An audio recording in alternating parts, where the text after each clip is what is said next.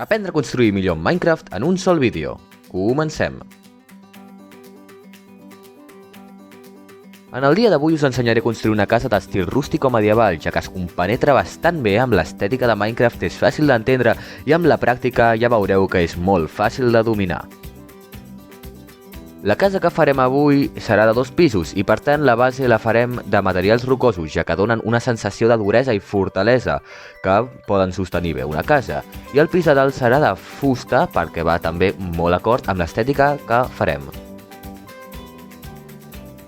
Les paletes és com s'anomenen les combinacions de bloc que s'utilitzarà per texturitzar la casa. Aquestes són les de la base. A la dreta de tot tenim una formada per blocs simples, fàcils d'aconseguir, com són la pedra, l'andesita i altres variants de la roca. Aquí al costat tenim una de fang compactat, granit i maons. I al final tenim una de deep slate, que podeu aconseguir també fàcilment i dona bona textura. Ara sí, comencem a construir la casa. Jo començo fent aquesta forma de L, com podeu veure en pantalla. Això li donarà una mica més de complexitat, ja que no serà el típic rectangle que fem normalment a l'hora de construir una casa, i així la nostra construcció quedarà més ben detallada.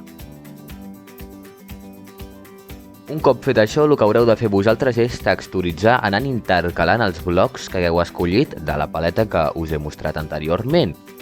I no ens oblidem d'ubicar el lloc on anirà la porta, ja que des d'un principi va bé tenir una mica en ment on col·locarem cada cosa de la casa per evitar-nos lius en un futur.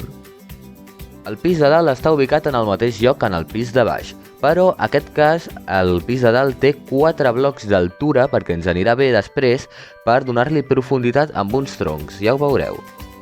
Com us he dit abans, farem el pis de dalt de fusta i jo us presento aquí una paleta molt senzilla fet de tronc escorxat i taulells de fusta. Així podreu donar-li també una textura bastant més simple que la de la base a la part superior de la vostra casa.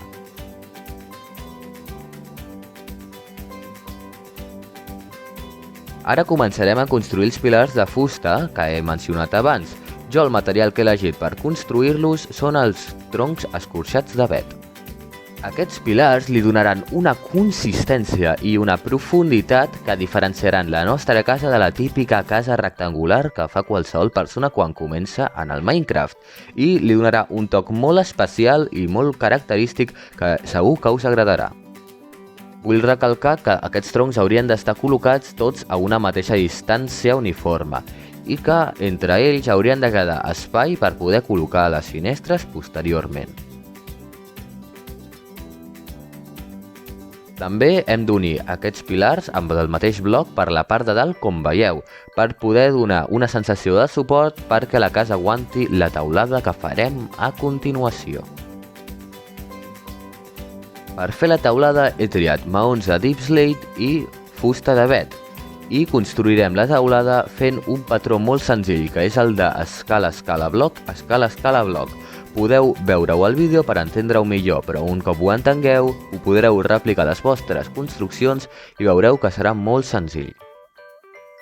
Ara només fa falta omplir la part de dins de la teulada amb els blocs corresponents que hem triat abans, és a dir, la fusta d'avet. Com veieu, és molt simple.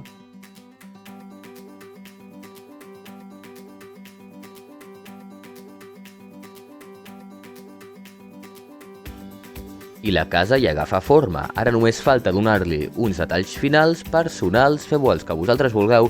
Us recomano que busqueu inspiració a Instagram si no sabeu què fer i, per exemple, decorar les finestres o posar coses que donin profunditat i consistència en els arcs de la casa.